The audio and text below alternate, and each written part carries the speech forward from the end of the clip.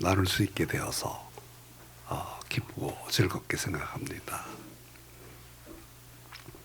오늘은 모세의 생에 이어가는데 11번째입니다. 이스라엘 백성들이 오순절 어린 양의 피로 하나님의 구원을 경험하고 하나님의 특별하신 능력으로 홍해를 건너서 광야에 들어선 뒤의 이야기입니다. 이 뒤 광야에서 경험한 내용을 말씀드리려고 합니다. 이스라엘 백성들이 광야에서 경험한 것은 4가지 사건 정도로 분류될 수 있습니다. 출애굽한 애굽을 떠난 사건, 두 번째로는 광야에서 했던 여행들, 그리고 가나안 땅에 들어가기 위해서 들어가서 벌리는 가나안 정복의 싸움들, 그리고 4번째로는 가나안 정착의 사건입니다. 이 4가지 사건은 그리스도인들이 믿음을 가지고 살아가는 신앙의 과정에서 경험하는 4가지의 사건과 아주 흡사합니다. 많은 성경학자들이 이스라엘 백성들이 광야에서 겪는 체험을 구원받아 성령의 인도하심을 따라 살아가는 신자들의 모습과 비교하는 이유가 여기에 있습니다. 우리가 신앙에 입문하면 제일 먼저 경험하는 것이 구속의 체험, 구원을 경험하는 것입니다.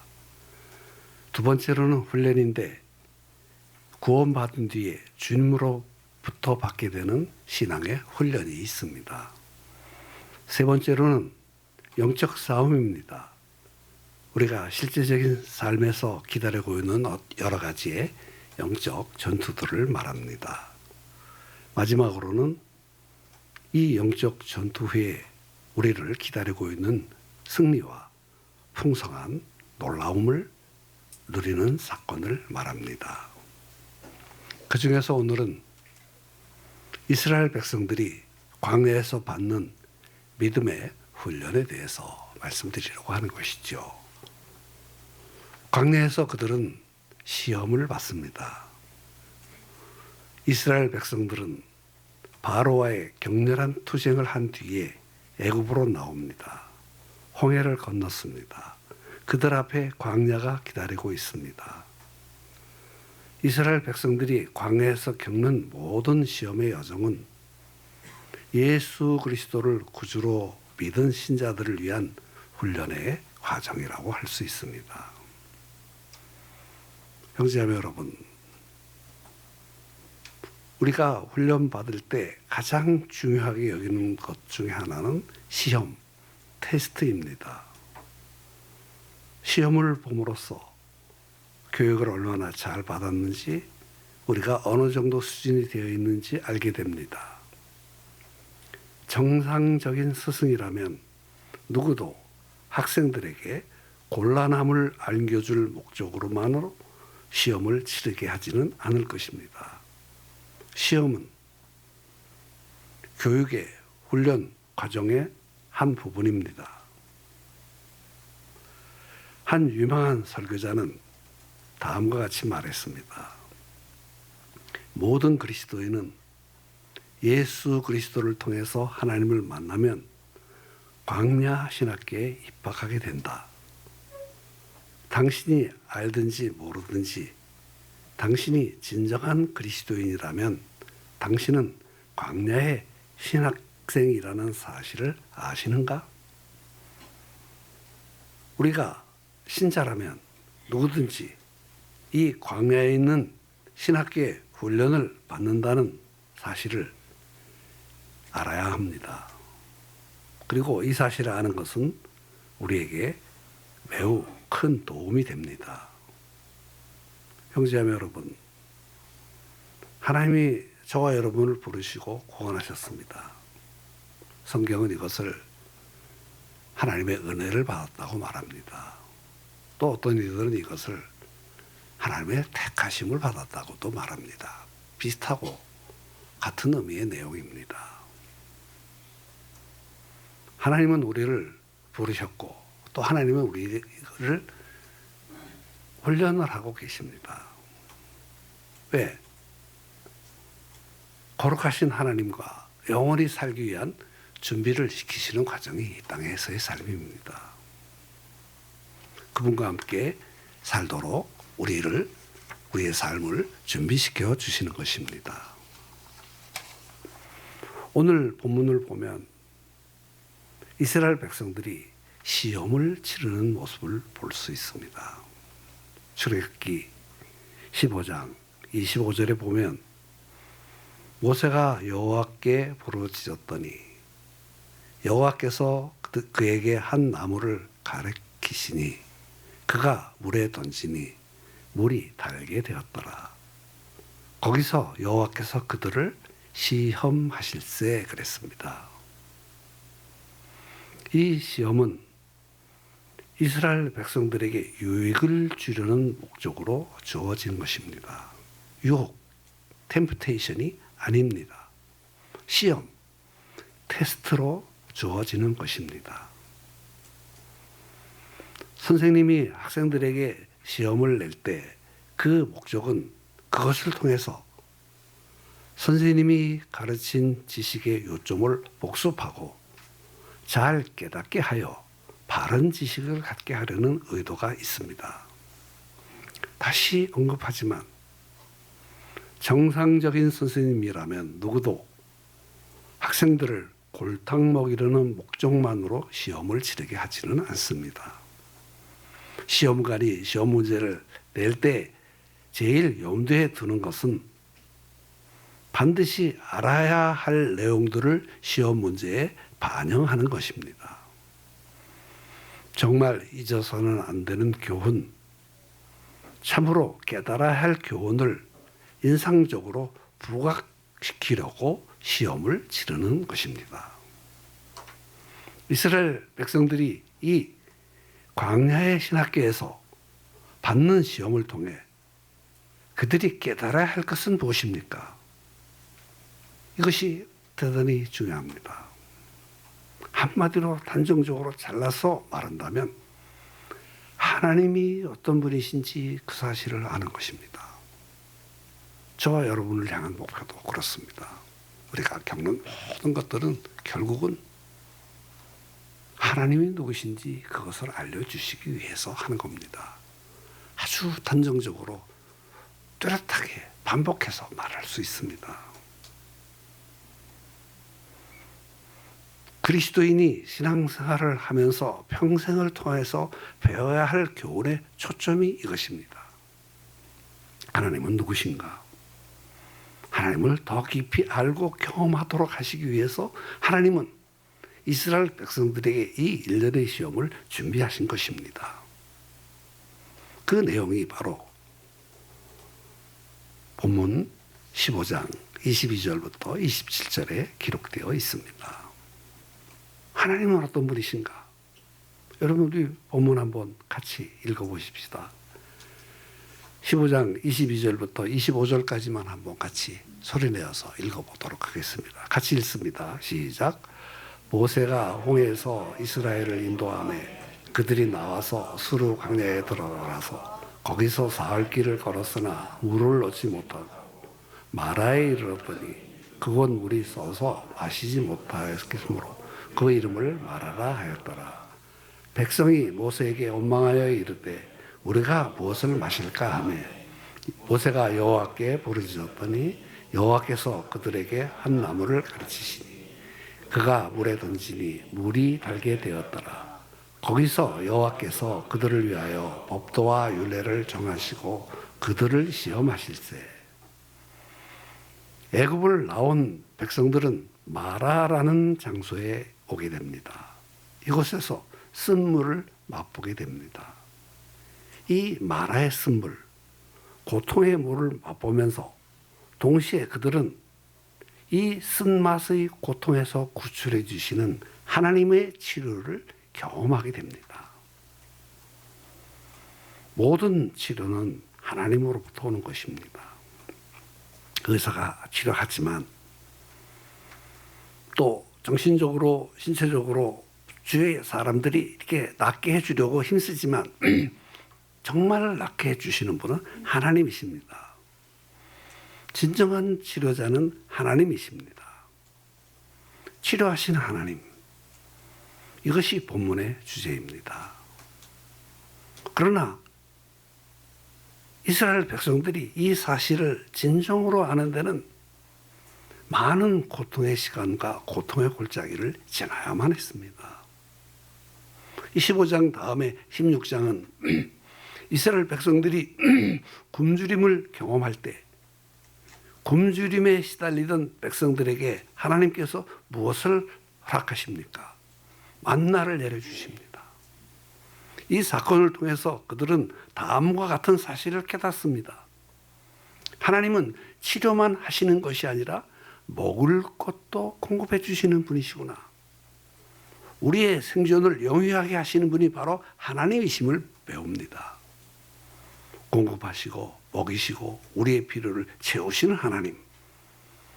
이스라엘 백성들은 광야에서 이러한 하나님도 배웁니다. 또 17장을 보면 이스라엘 백성들이 다시금 고통스러운 갈증을 겪습니다. 그때 모세가 하나님의 인도하심을 따라서 호렙산의 반석을 지팡이로 칩니다. 이 반석에서 샘물이 솟아나고 갈등이 해소됩니다. 참된 만족은 주님께 있다는 사실, 만족하게 하시는 하나님, 우리의 삶의 해갈과 만족의 참된 근원이 하나님이시라는 사실을 이 사건을 통해서 그 백성들에게 보여주십니다. 그리고 17장 후반부에 보면 이스라엘 백성들은 아말렉이라는 사람들과 전투를 하게 됩니다. 이때 하나님께서 이 싸움에서 승리하게 하십니다. 그래서 그들은 여기에서 승리는 하나님이 주시는 것이라는 사실을 깨달음을 얻습니다. 승리케 하시는 하나님을 배웁니다. 형제자매 여러분, 이런 사실들은 우리들에게 아주 실제적으로 다가오는 문제들입니다. 우리를 치료해 주시는 하나님, 우리를 먹이시는 하나님, 우리를 만족해 하시는 하나님, 우리의 모든 삶에 승리를 주시는 하나님, 이런 모든 여러 가지의 시험을 통해서 그들은 하나님의 하나님 되심을 배우는 것입니다. 이것은 하나님을 믿는 우리들에게 늘 다가오는 문제들입니다. 이런 일들은 우리의 믿음 생활에서 항상 다가오는 일들입니다. 그리고 이런 일들을 통해서 하나님이 내 생에 어떤 분이신가 경험하고 배우는 기회가 됩니다. 오늘은 본문을 통해서 하나님은 자기 백성들의 삶에 있는 어려움과 고통을 치료해 주시는 하나님이심을 말씀드리려고 합니다. 하나님의 복스러움이 모든 형제 자매들 위해 넘치시기를 주님의 이름으로 축원합니다. 첫째로 다루고 싶은 것은 마라에서 받는 시험, 테스트입니다. 홍해를 건너서 광야에 직면하여 먼저 받는 시험이 있습니다. 그리고 이런 시험은 우리의 믿음 생활에서도 자주 경험하는 일입니다. 가장 먼저 배우는 교훈은 무엇입니까? 이곳에서 받는 시험을 통해서 이스라엘 백성들은 하나님이 치료의 하나님이심을 배웁니다.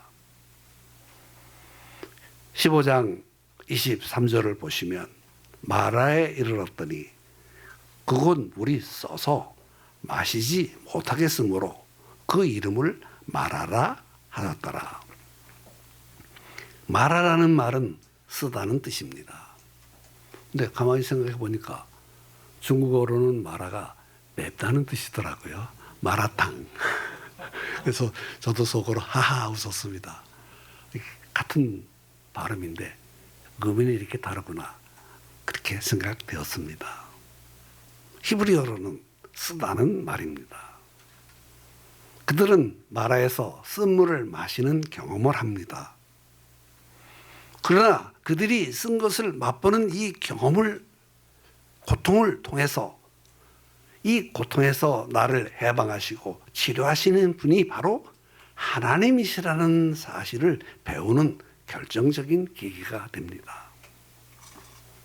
어떤 분들은 이렇게 항의할지도 모르겠습니다. 도대체 하나님은 병 주고 약 주는 분이십니까? 물론 약을 주시는 것은 사실입니다. 그러나 병을 주시는 분은 아닙니다. 마라의 쓴물은 하나님이 고의로 만들어서 그들 앞에 갖다 주신 것이 아니라 단순히 그들이 가다 보니까 거기에 부딪힌 겁니다.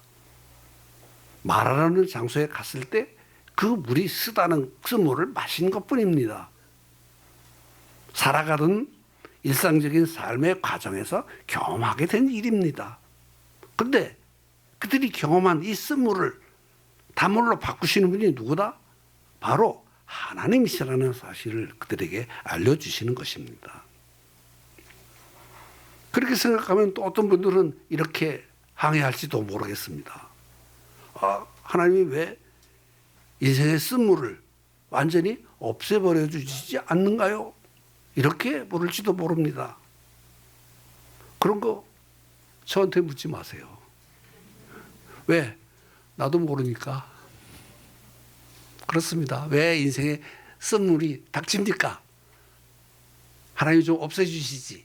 그럴지도 모르겠습니다. 그거 저한테 묻지 마세요. 나 모릅니다.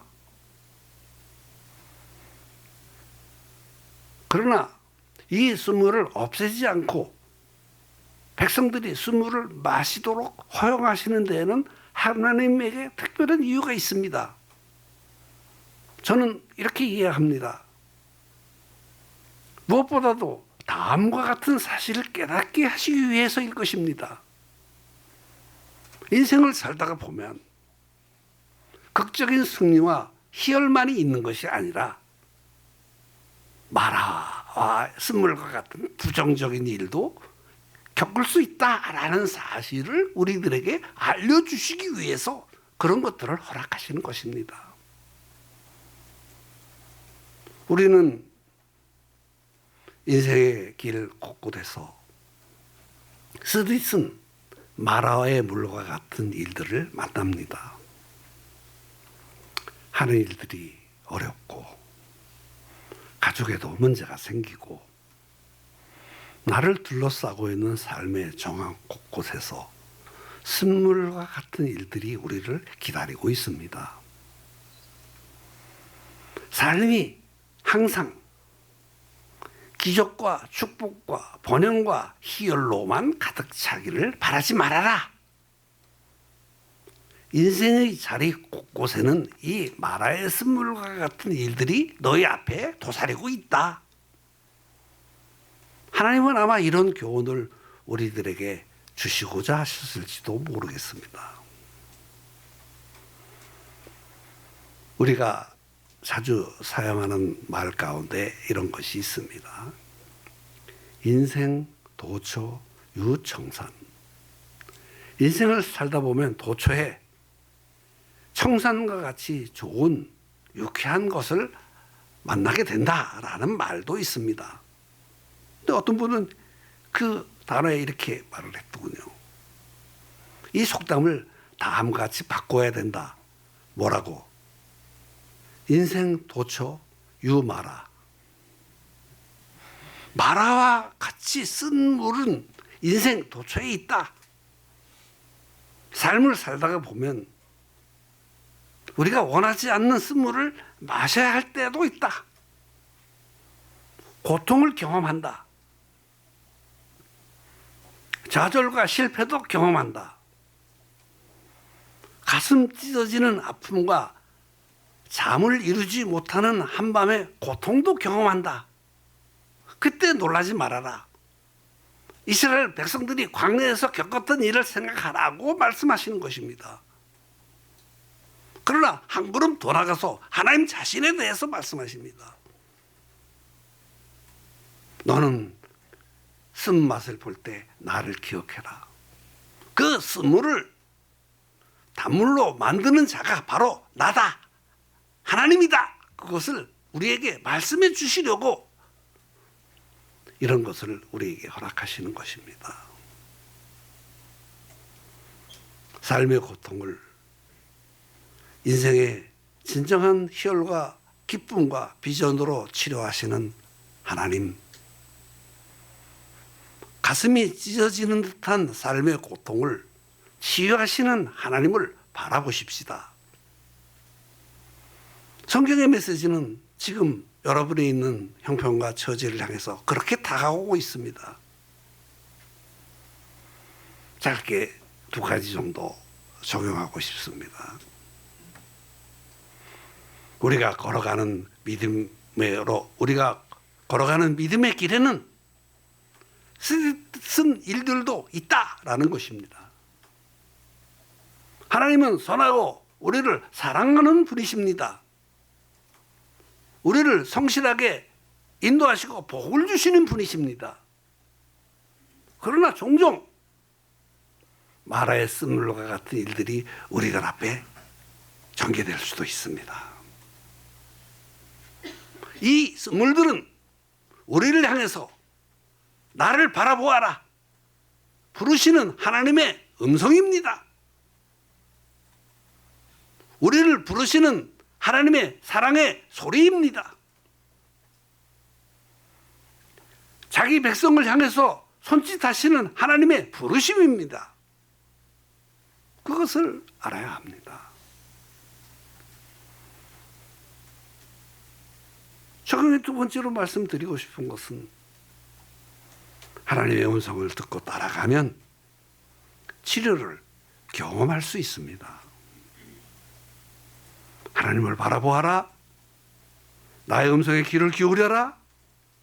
그리고 하나님의 음성을 들으려고 마음을 두십시오. 하나님은 사랑이 충만하시고 전능하신 분이시고 은혜가 넘치는 분이십니다. 하나님이 나를 어디로 이끌어 가시는지 조심스럽게 살펴보십시오. 그분의 인도를 받으십시오. 그러면 하나님의 풍성함을 맛볼 수 있을 것입니다. 치료를 경험할 수 있을 것입니다. 저는 첫 번째에서 마라의 쓴물을 만난 이스라엘 백성들에 대해서 말씀드렸습니다. 두 번째로 말씀드리고 싶은 것은 우리가 마라를 만나는 이유가 있습니다. 그런데 왜 하나님께서 우리 앞에 마라의 쓴물을 허용하셨는가? 두 가지 정도 나누고 싶습니다. 첫째로는 승리 다음에 오는 자만을 경계하시기 위함입니다. 우리가 어떤 크고 좋은 승리를 맛본 다음에 우리가 빠질 수 있는 자만심을 경계하시려고 마라의 쓴맛을 허용하셨다는 것입니다. 여러분, 출애굽기 15장 전반부에 보면 어떤 사건이 기록되어 있습니까? 모세의 노래가 있습니다. 이스라엘 백성들은 홍해를 기적적으로 건넌 후 기쁨으로 가득 차서 하나님의 놀라운 능력과 영광과 은혜를 찬송합니다. 이것이 출애굽기 15장 전반부에 나타난 메시지입니다. 그런데 이 승리의 노래가 끝나자마자 며칠 만에 그들은 마라라는 곳에 이르러 쓴물을 마시게 됩니다. 왜? 이 승리 다음에 마라의 쓴물이 그들 앞에 기다리고 있었을까요? 하나님이 이렇게 하신 의도는 도대체 무엇입니까? 여러분, 우리가 승리했다고 좋아하고 있을 때, 뭔가 하는 일들이 잘 되었을 때, 왔구나, 복 받았구나 느낄 때, 나를 둘러싸고 있는 모든 환경이 내 마음대로 잘 되어가고 있을 때 우리는 그 다음에 있을지도 모르는 실패나 고통을 준비하지 않은 채 무작정 사는 경우가 많이 있습니다. 위대한 승리를 거뒀을 때, 극적인 성과를 올렸을 때, 통쾌하게 일들을 해냈을 때, 복이라는 것을 넘치도록 받는구나 느낄 때, 인생이 돛을 단 배에 순풍을 만나듯이 슬슬 잘 미끄러져 갈 때, 사실상 그때가 가장 조심해야 할 때입니다. 그렇습니다. 우리가 가장 조심해야 할 때는, 우리가 깨어 있어야 할 때는 고통의 때가 아니라 일이 잘 되어가고 있을 때입니다. 왠지 휘바람이 저절로 나옵니다. 얼굴에 웃음을 멈출 수가 없습니다. 그때야말로 신앙생활에 집중해야 할 때입니다. 그럼에도 불구하고 우리는 그 사실을 거의 깨닫지 못합니다. 큰 소리로 껄껄 웃을 때, 그때가 바로 울어야 할 때일지도 모릅니다. 인간은 이것을 알지 못하므로 하나님께서 승리 다음에 마라의 쓴물을 준비하심으로써 우리를 경계하라고 하시는 것입니다. 승리했을 때, 뭔가 좋은 일을 크게 만났을 때의 태도가 얼마나 중요하냐, 이렇게 말씀하시는 것입니다. 예수님께서 고린도전서 10장 22절에 말씀하십니다.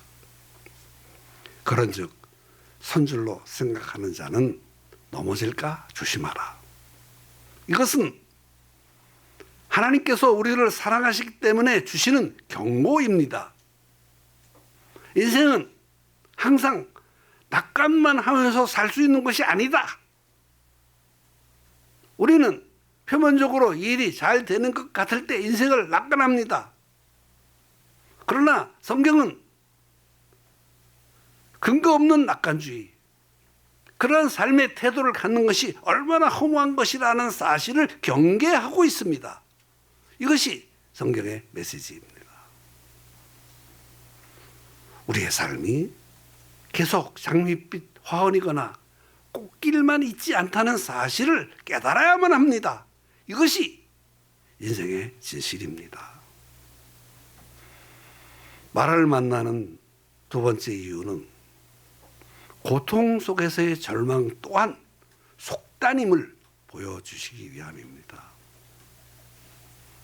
우리는 우리 앞에 있는 쓴맛의 고통이 있을 때 이거 고통이 무한정 계속될 것처럼 주저앉아서 절망하지 말아야만 합니다.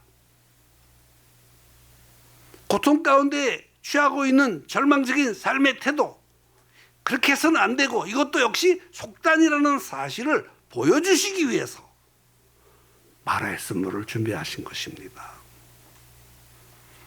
마라의 쓴물을 마신 다음에 이스라엘 백성들이 인도되어 도착한 곳은 어디였습니까?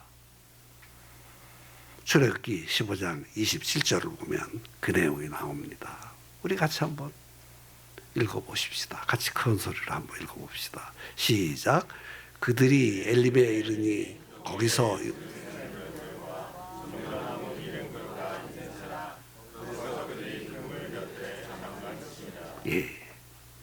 그들이 마라의 쓴물을 마신 다음에 하나님이 인도하신 장소는 바로 엘림입니다. 하나님 자신이 치료하시는 하나님이심을 계시하시기 위해서입니다. 하나님이 그들을 다음으로 인도하신 장소는 바로 엘림입니다. 거기에는 물이 솟아나는 샘이 12이 있고 종려나무 70주가 있었습니다. 이렇게 아름다운 땅이 기다리고 있었습니다. 마라의 쓴물 다음에 그들을 위해서 준비된 이 물샘 12과 종려나무 70주를 보아야 합니다. 여기 12이나 70이라는 숫자는 이스라엘 백성들에게는 아주 특별한 의미가 있는 숫자입니다. 모두 풍성함이라든지 온전함이라든지 넉넉함이라든지 이것들을 상징하는 숫자입니다. 예를 들어서 보면 하나님께서 많은 지파를 선택하실 수 있었지만 대표적으로 12지파만을 선택하셨습니다. 예수님께서 많은 제자들을 선택하실 수 있었지만 대표적으로 12제자만을 선택하셨습니다. 그 둘씩 짝지어서 전도하러 보내실 때도 70명을 보내셨습니다. 이처럼 12이나 70이라는 숫자는 온전한 것, 넉넉한 것, 그것을 대표합니다. 여기 샘물이 하나가 아니라 12이, 그리고 푸르고 아름다운 열매 있는 종려나무가 70주가 있었습니다. 이렇게 아름다운 엘림 땅이 그들을 기다리고 있습니다. 사랑하는 형제자매 여러분, 당신은 성경을 통해서 말씀하신 이 메시지를 듣고 있습니까? 지금 쓴맛을 보고 있지만 그분의 인도를 따라가면 선하고 신실하신 하나님이 나를 위해서 준비하신 곳이 있다는 사실을 보고 있습니까? 지금이 조금 어렵지만 더 가면, 조금만 앞으로 나가면 풍성한 장소가 있다는 사실을 인식하고 있습니까? 지금 나는 마라의 쓴물을 맛보고 있다고 생각하십니까? 잘 풀리지 않은 사업이나 일들, 내 마음대로 되지 않는 자정스러운 여러 환경, 가슴을 치고 싶은 이 답답함, 내가 서 있는 이 삶의 자리가 마라라는 것을 실감하는 분이 계십니까? 오늘 성경을 통해서 그런 분들을 향해서 주시는 하나님의 메시지를 듣고 계십니까? 조금만 참고 앞으로 가보십시오. 엘림이 기다리고 있습니다.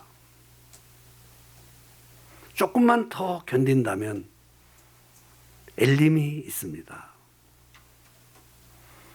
조금만 더 인내하면 엘림이 있습니다. 조금만 더 기다리고 참고 앞으로 나가십시오.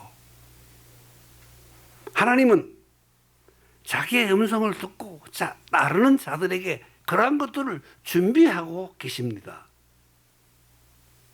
그러나 대개 우리는 그것을 기다리지 못하고 주저앉아 있습니다. 이 칠흑 같은 깊은 밤의 모서리와 맞닿아 연결되어 있는 새벽의 여명을 바라보지 못하는 것이 우리에게 있어서 비극입니다. 그것이 지금 나를 어렵게 만듭니다.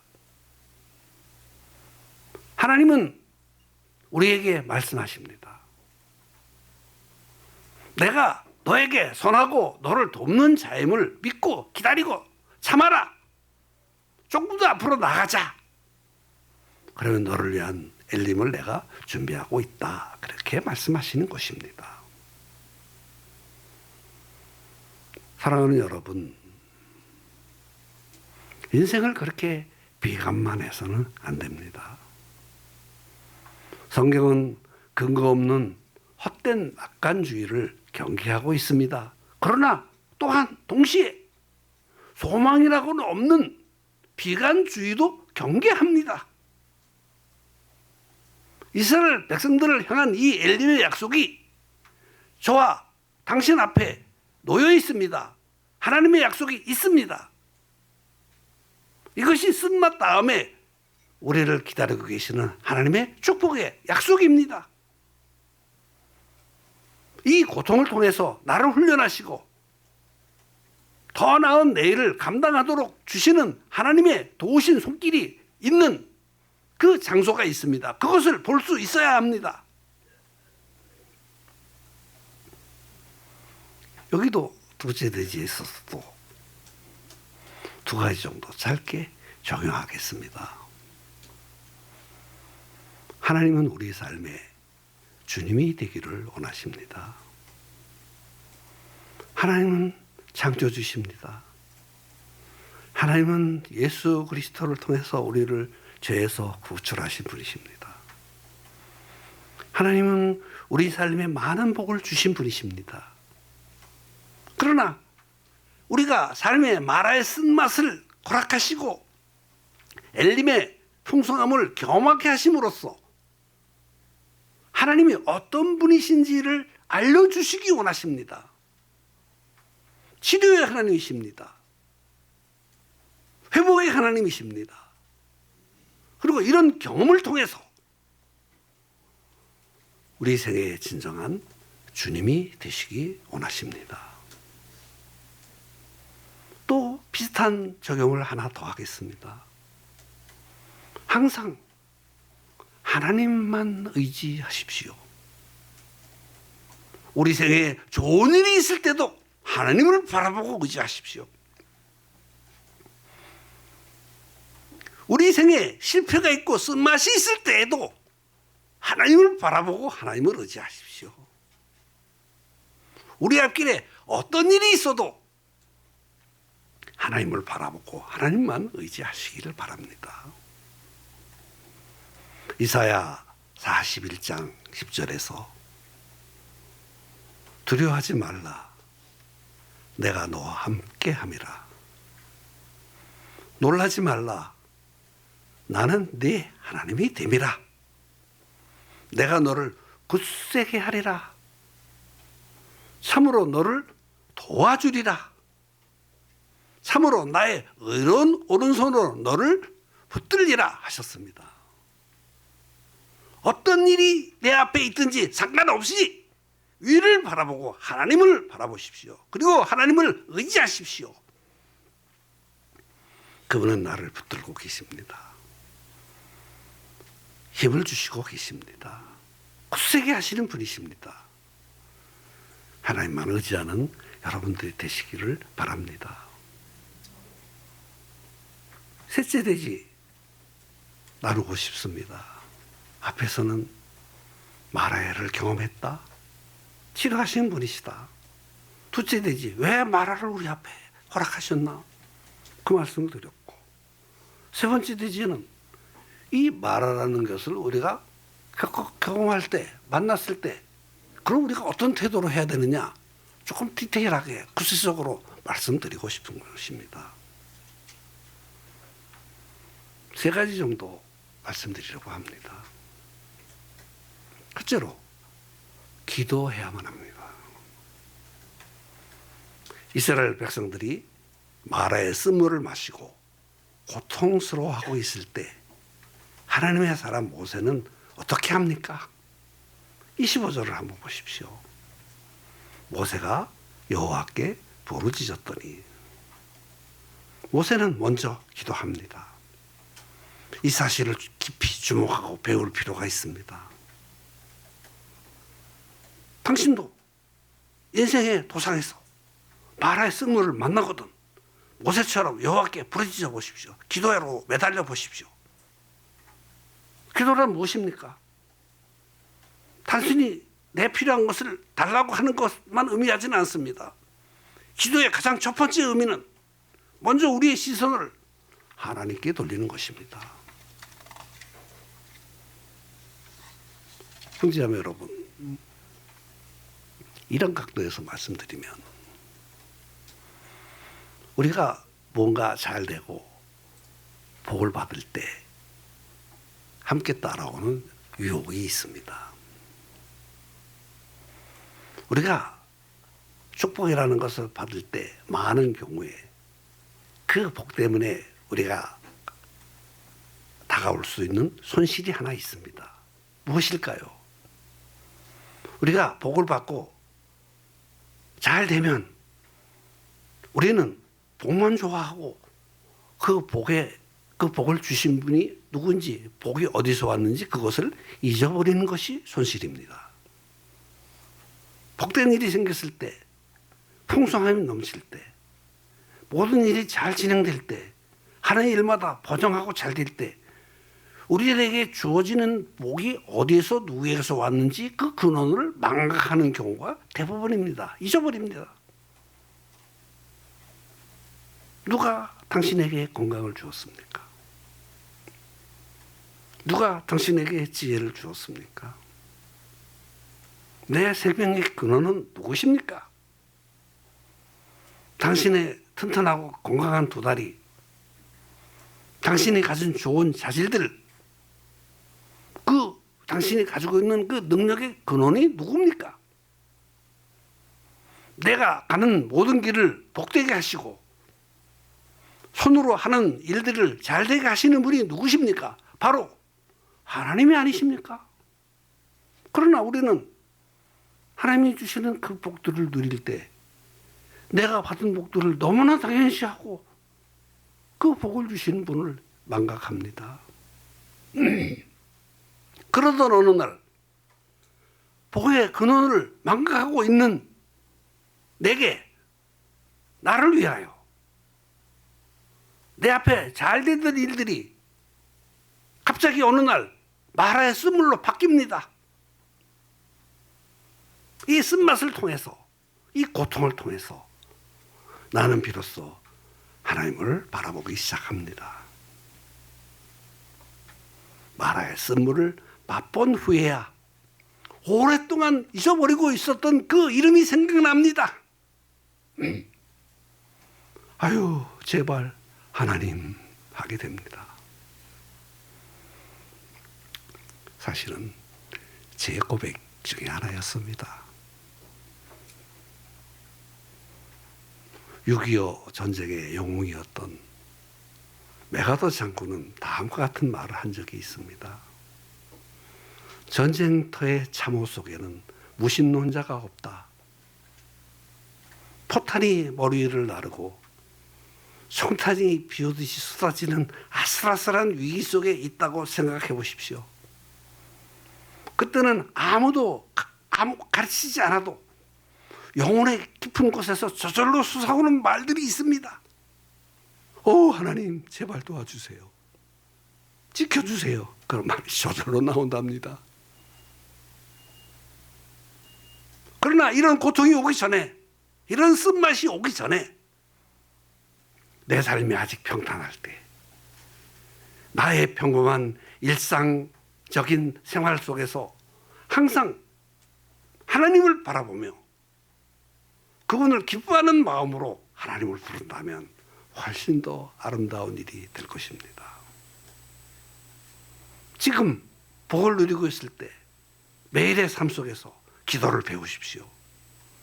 아름답고 순조로운 삶이 계속될 때 기도를 배우십시오. 이때 기도를 배우지 못한 사람은 하나님께서 그들의 발걸음과 앞길에 마라의 쓴물이 있도록 이끌어 가실 것입니다. 왜? 하나님을 바라보고 하나님을 찾도록 하시기 위해서 그렇게 하시는 것입니다.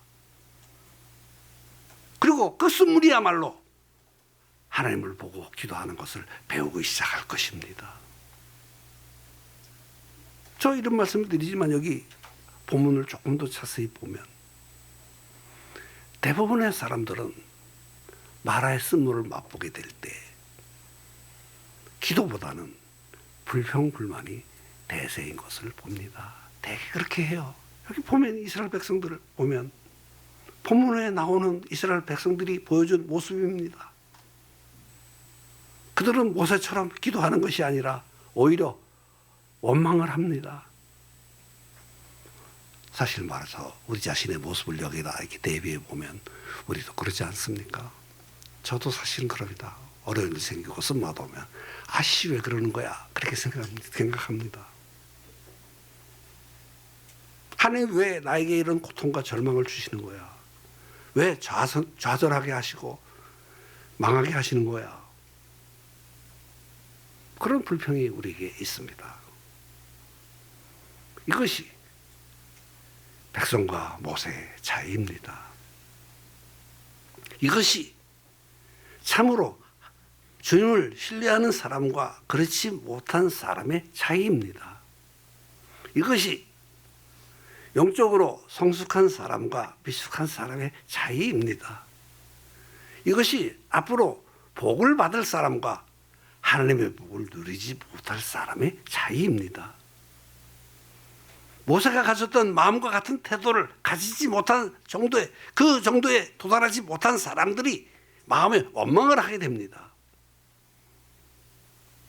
하나님, 나에게 이 쓴물을 먹이시는 이유가 무엇입니까? 그렇게 묻고 모세와 같은 믿음을 가진 사람들은 이때 재빨리 깨닫고, 아, 내가 그동안 내 시선을 하나님께 두지 않았구나, 하나님을 바라보지 않았었구나, 돌이켜서 하나님을 보게 됩니다. 그렇게 해야만 합니다. 그래서 기도해야만 합니다. 내 삶이 속탄한 것 같을 때, 복이 넘치는 것 같을 때, 번영하고 있을 때, 주변의 모든 일들이 잘 된다고 생각될 때, 언제나 나의 주의를 집중하고 나의 시선을 고정해야 될 대상이 누구냐? 하나님이십니다. 내 생명과 나의 모든 것의 근원이 되신 하나님을 망각하고 살았던 나를 위해서 어느 날 이 마라의 고통을 준비하셨구나 하고 하나님을 바라보면서 재빨리 기도하기 시작하십시오. 제발 좀 기도 좀 하십시오. 하나님을 향해서 시선을 돌리십시오. 그래야 풍성한 엘림이 준비되어 있다는 사실을 보게 되고 그쪽으로 움직이게 됩니다. 두 번째로는 말씀에 순종해야 합니다. 마라의 쓴물을 마신 사람들을 위해서 모세가 기도했을 때 하나님께서 그 다음에 그들을 위해서 하신 일이 25절에 나옵니다. 25절을 보시면 모세가 여호와께 부르짖었더니 여호와께서 그에게 한 나무를 가리키시니 그가 물에 던지니 물이 달게 되었더라.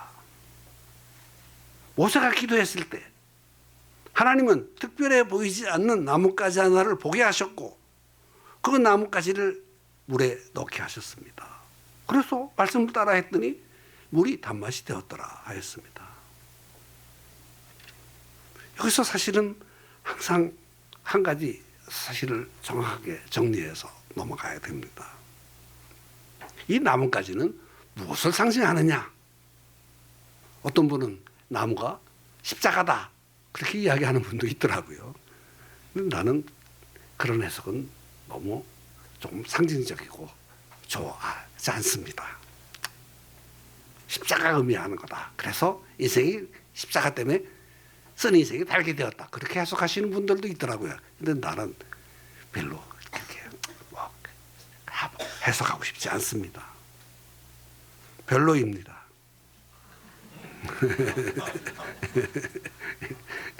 제가 여기서 중요하게 한 것은 나무가 아니기 때문입니다.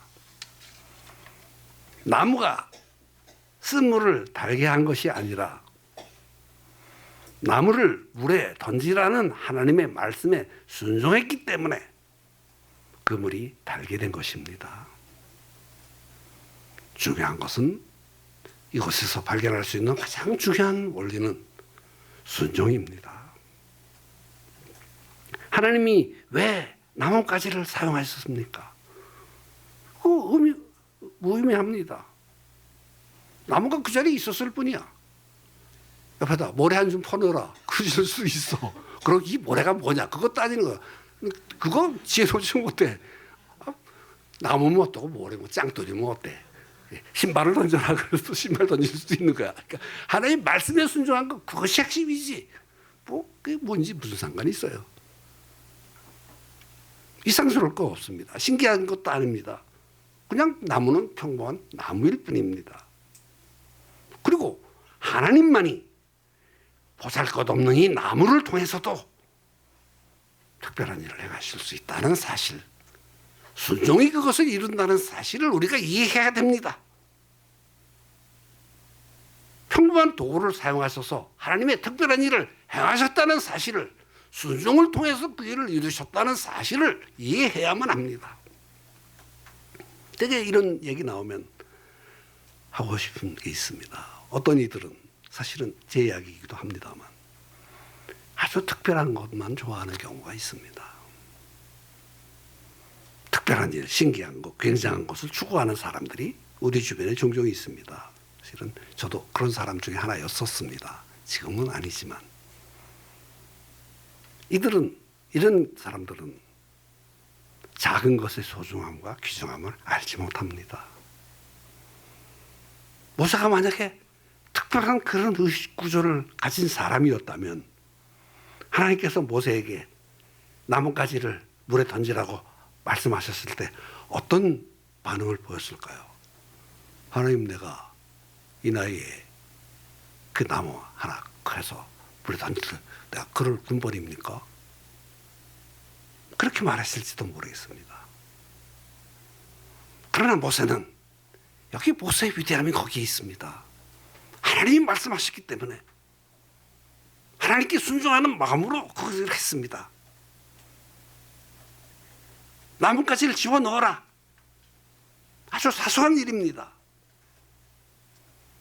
아주 작은 일에도 하나님의 말씀이기 때문에 순종하는 그 아름다움을 모세가 보여주고 있습니다. 우리 이야기를 한번 해봅시다. 우리는 주님이 명령하시면 뭐든지 다 순종하겠나이다. 그리고 기도하고 또 눈물도 흘리고 그럽니다. 그러나 우리는 하나님으로부터 뭔가 굉장한 무엇을 기대하지 사실은 아주 작은 일 하나를 사소하게 따르는 일에는 마음을 들이지 않는 경우가 많습니다. 하나님은 그런 사람들에게 아주 시시하고 작은 것을 명령하실 수도 있습니다. 너 오늘 예배가 끝나면 부엌에 들어가서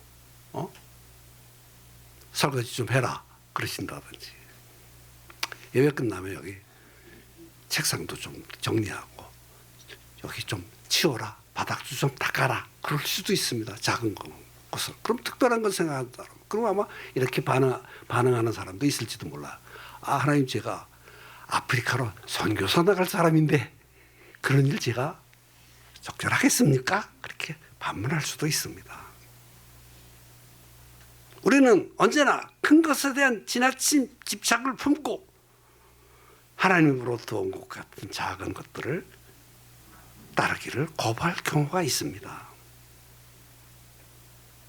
그러나 하나님은 기적을 베푸시기 전에 이렇게 보잘것없는 명령을 내리시는 의도가 있습니다.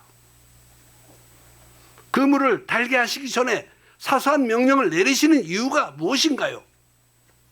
그것은 조그마한 순종이 커다란 이적을 가져온다는 사실을 보여주시기 위함입니다.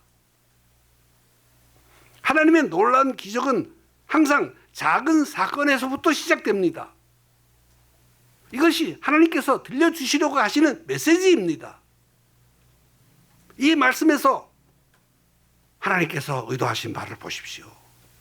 예수님이 하신 누가복음 16장 10절도 비슷한 맥락의 말씀을 하시고 있습니다.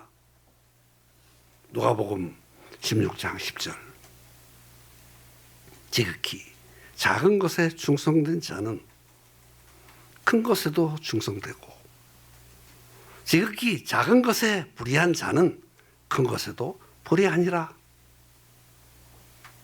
우리는 항상 순종이나 헌신을 고차원적인 차원에서 말하고 설명하기를 좋아합니다. 그래서 내 앞에 있는 작은 일들을 외면하는 경우가 많이 있습니다. 사소한 일이라고 해서 성령의 음성을 따르지 않는 경우가 얼마나 많이 있습니까? 우리는 하나님의 말씀 음성을, 성령으로 말미암아 주어지는 음성에 대한 작은 일이라도 무시하지 않고 따르려는 성실함이 우리들에게 필요하다고 믿습니다. 저는 이제 셋째 대지의 원리를 묵상하면서 이 설교를 마치고 싶습니다. 본문이 우리들에게 말하고 있는 의미는 무엇입니까? 혹시 당신은 지금 마라의 쓴물을 마시고 있습니까? 오늘의 삶이 쓰리쓰고 고통스럽다고 느끼고 있습니까? 왜 하나님이 당신을 이 마라의 쓴물로 인도하셨다고 생각하십니까? 그렇게 하신 이유를 빨리 깨달아야만 합니다. 그리고 눈을 들어서 하나님을 바라보아야만 합니다.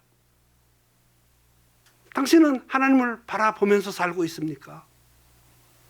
내 삶의 주인이시고 창조의 근원 되시는 그 하나님을 참으로 바라보면서 살고 있습니까? 이것이 하나님이 우리들에게 주시는 첫 번째 메시지입니다.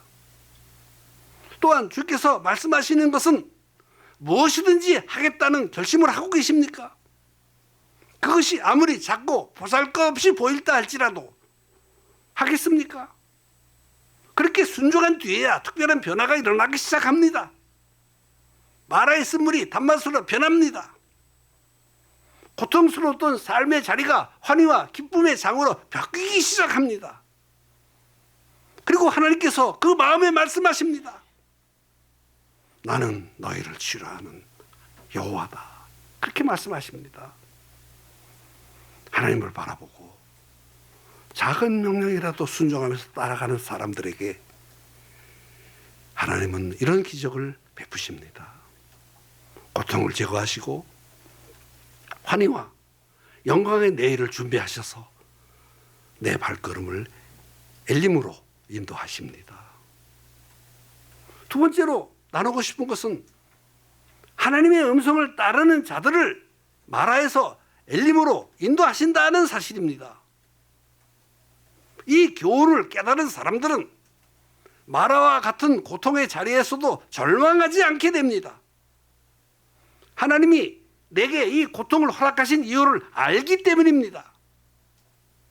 고통의 순간에도 주님을 바라보며 아무리 작은 일이라도 주께서 말씀하시면 무엇이든지 순종하면서 살겠다는 그런 마음을 품고 살아갑니다. 그 순종이 내 삶에 새로운 능력과 결과를 가져다 줍니다. 내 삶은 그렇게 쓰디쓴 삶만은 아니고 하나님의 도우심이 내 바로 앞에 있다는 사실을 보게 되고 그것을 따라가게 됩니다. 어느 날 그 순종을 결심하고 발걸음을 옮기는 순간부터 마음속에 찬양이 나옵니다. 그 길을 계속하십시오. 인생이라는 것이 재미있습니다. 신앙생활하는 것이 감격스럽습니다. 성령이 내 안에서 일하기 시작하기 때문입니다. 그렇습니다.